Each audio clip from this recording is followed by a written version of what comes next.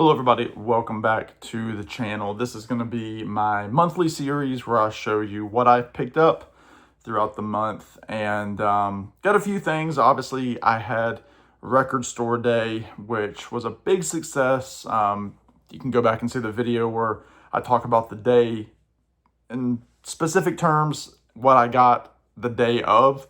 I also picked up a box of records from Vinyl Richie because I won a contest. So those were separate videos that are their own finds.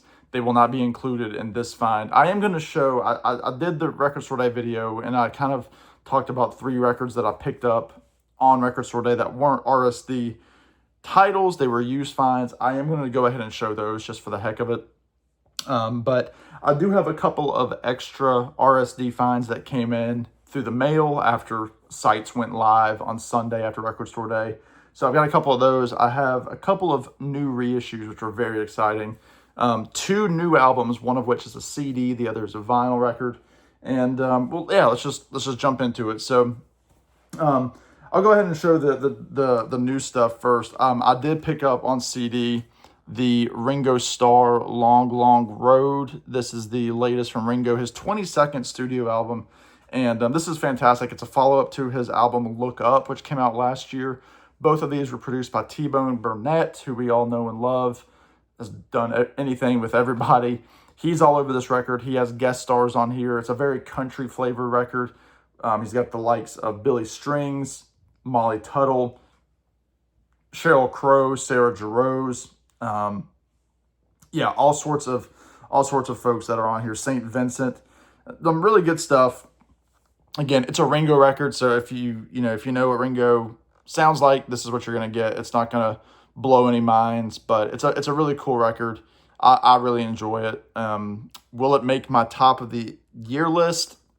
It not likely, but again, a nice listen, quick little record. So I'm happy to have it. Picked that up actually with a gift card I had at Barnes & Noble.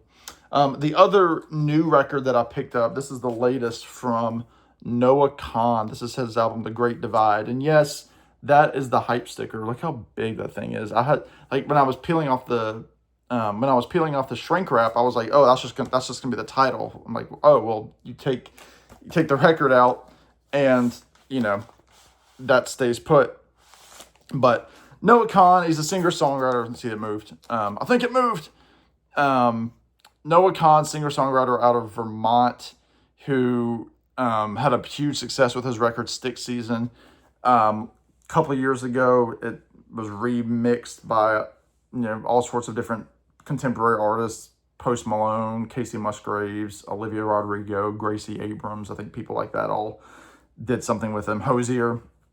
So this is the follow-up to that. So obviously he kind of was feeling a lot of pressure to put out something that's going to equal that. There's some good stuff on here. Again, kind of angsty singer-songwriter. He's in his late 20s. There's Noah right there. And he's a funny guy. He, is not afraid to talk about what's on his mind, whether that's his own, feeling of self-worth, depression, that kind of thing. But he does the songs in like a, fairly upbeat way for a lot of them. But my favorite song on here right now is Paid Time Off. The song Porch Light is very good.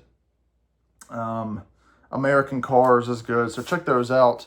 Singer-songwriter, kind of pop stuff from Noah Kahan, The Great Divide. So those are the 2 new records that came out.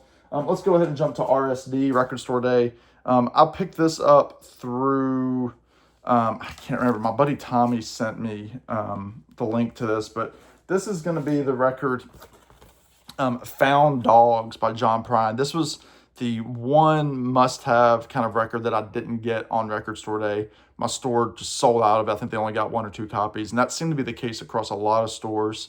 And I was able to snag a copy online for the same price, $30. Classic Record Store Day. But what this is it's 10 tracks that didn't make it onto the Lost Dogs and Mixed Blessings album that came out. And all these songs came out on the CD version, which I have, that came out last year with the the celebration of the 30th anniversary. So maybe it was 96. Anyway, this has all sorts of stuff. He does a version of All for the Love of a Girl, which is a Johnny Horton tune, but it's also numbered. And sorry for the shrink. It's numbered out of 2,000 copies. I got 1276. And it's on this really snazzy kind of milk chocolate wax. So I was happy to get that. I appreciate my buddy Tommy from Tommy's Musical Adventures reaching out and sending me the link. I was glad to get it because I am a prime completist, even though I don't own everything. So there's one. This one, the last Record Store Day kind of related album that I'm going to get. This is from Plaid Room. This is a record self-titled Jackson C. Frank. Now, if you don't know Jackson C. Frank, I didn't either. Again, my buddy Tommy was really kind of pushing this guy, saying, Sam, this is a you record. You need to get it. I was like, yeah, I don't want to spend, all that money on a record I've never heard. Tommy sent me a couple of tracks to try out. I did, and I really liked them. And what this is, again, self-titled, it's, the classic American folk stuff. So it's, think Dave Van Ronk, Peter, Paul and Mary, that kind of stuff. Just the guy on the guitar for the most part. But this record was produced by none other than Paul Simon. And this came out, I believe, in 1965. And one of the songs on here, Blues Run the Game, a lot of people seem to know. When I heard it a couple of times and I looked it up, I was like, oh, I remember where I heard this. Nick Drake, one of my favorites, did a cover of it. So that song is on here. The song Here Comes the Blues is kind of known. But just that kind of folky Greenwich Village singer-songwriter stuff that I really enjoy. And his voice is fantastic. Unfortunately, this was the one and only record that he ever put out. Obviously, it was a commercial flop. And he kind of went into seclusion and never really recorded any more music and passed away in the late 90s. But that's his lone record. So if you like that Greenwich Village folk stuff, if you like Paul Simon, like that very early, like April Come She Will, kind of Simon and Garfunkel stuff, you're going to like Jackson C. Frank. And with Plaid Room, what's great is if you spend $50, you get free shipping. If you don't, then you pay like $11 for shipping. So I'm like, all right, well, let me try to find something that I want that kind of is the same price as shipping. And sure enough, I found something that almost, if not does, complete a collection by a label that I've really been wanting to finish. And that is the album, look at that title, by Cleveland Eaton. It's the title, Plenty Good Eatin'. This is fantastic stuff. Cleveland is a jazz bassist. Again, this is on a Black Jazz label. So you have like the Gene Russell production. You have some cats on here that you might know. Ed Green, Ernest Johnston, Kenneth Price, Morris Jennings. People that kind of come up in the Black Jazz record world. And I love the Black Jazz stuff, all of it that I've heard. Fantastic label. This is a reissue. This is a 2019 reissue.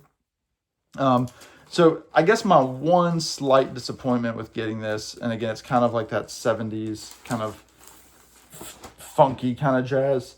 One of my favorite record labels, Real Gone Music, have been doing a phenomenal job at reissuing the entire Black Jazz catalog. A lot of it's out of print, but you can still pretty much get any of it online for the same price. If you go on Discogs, you can find sealed copies that are still $25. And so I thought, because it was showing so cheap, I'm like, well, that can't be an original, because the originals are going to go for $30-$40. And so I'm like, well, it's got to be the Black Jazz through Real Gone. So I get it, and I'm looking at it, I'm like, there's no Real Gone notation on here. And then I see that it was reissued in 2019. So it's not on the Real Gone label. So the collector in me is like, well, is this my placeholder until I get one from Real Gone? And the answer is probably yes. If I find a Real Gone one, I might not seek one out anymore, but if I see one in the wild, and you sometimes do still see these things in stores, what I might do is purchase the Real Gone and then sell that one off. I could probably still make the same money on it and break even. But that's the one thing, because I've got all the other Black Jazz titles I have are through Real Gone, and I really like what they do. Not that this sounds bad at all. It doesn't. It's probably comparable with the other stuff, but because the rest of them are on Real Gone and that would be the only one, don't love that. But anyway, that was my free shipping, so I can look at it that way. If anything, that was $12. Shipping was $11. I spent $1 on it. That's how I have to look at it. So, and then real quick, these are the records I picked up on Black Friday, and then I've got 2 reissues, and I'll be out of here.